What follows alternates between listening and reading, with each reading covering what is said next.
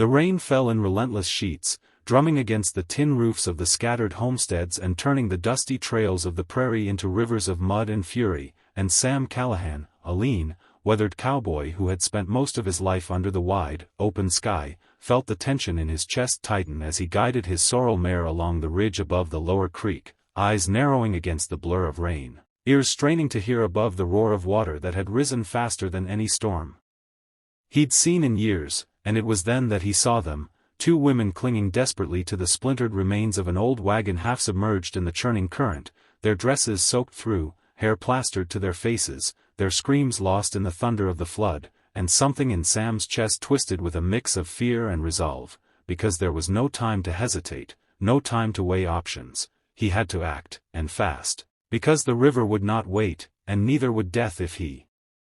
delayed. So he spurred his horse down the slope, mud sliding beneath the hooves, water lapping at the edges, and leapt into the torrent himself, the icy current biting at his legs, threatening to pull him under, yet Sam's arms reached for the nearest figure, grasping a wrist that was slick with water, lifting her, dragging her inch by inch toward the bank, the weight of her soaked clothing and the fury of the water making every motion a battle, until finally he heaved her out of the river,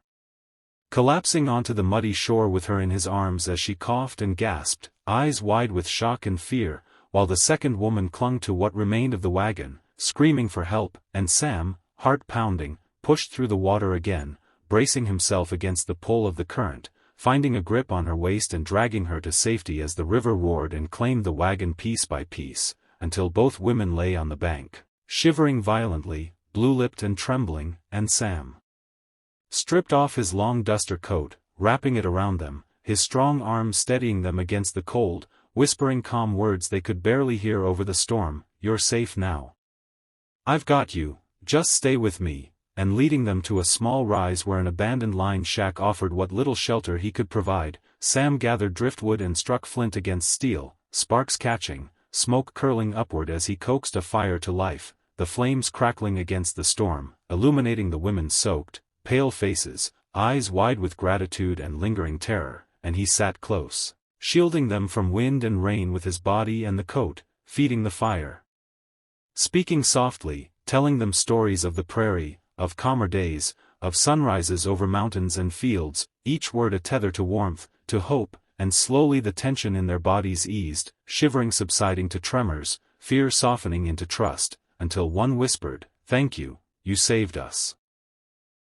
And the word struck Sam more deeply than any storm, for he had seen many dangers, fought many battles, but there was nothing like the helplessness in another human's eyes, and he felt a stirring of protectiveness, a promise he could not yet voice, only act upon, and as the rain continued its relentless assault on the roof, the creek still swollen and angry beyond the ridge, Sam kept the fire alive, wrapping the women tighter in the warmth of his coat, murmuring reassurances, keeping vigil as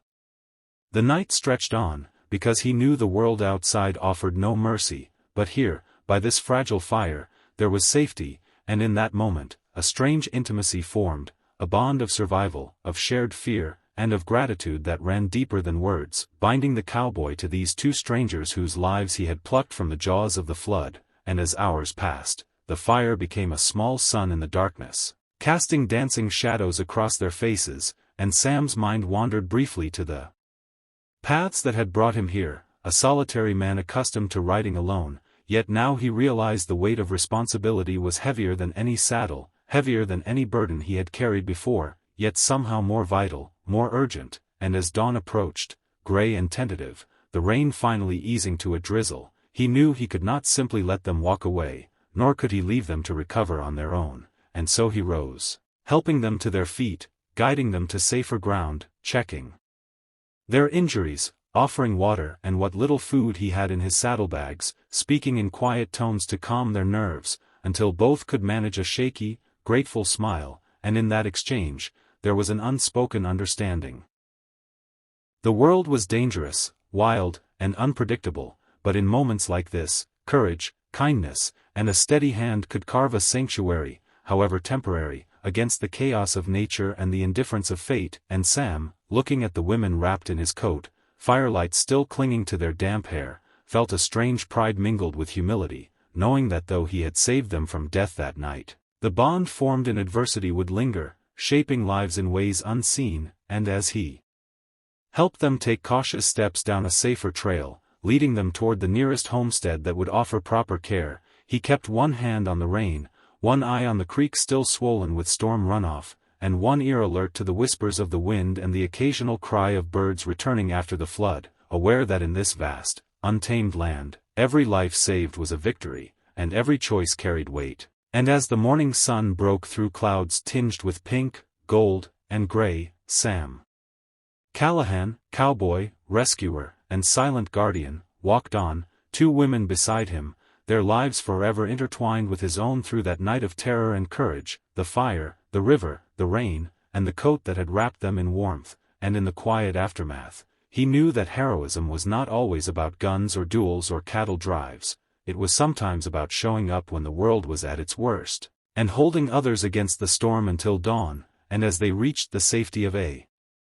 farmhouse where neighbors would take them in, Sam tipped his hat, a weary but satisfied grin breaking across his weathered face, knowing that the creek, the storm, and the fire would be remembered, not for the destruction they brought, but for the lives they had tested and the courage that had risen to meet them, and he rode away, heart heavy but full, aware that though the land was wild and unforgiving, there was honor, kindness, and an unspoken promise that even in the darkest floods, a man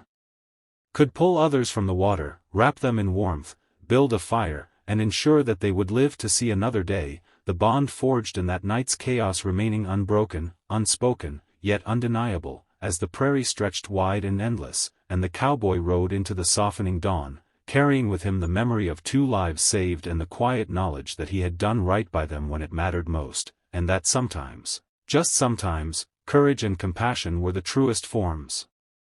of heroism a man could offer in a world that demanded both of them.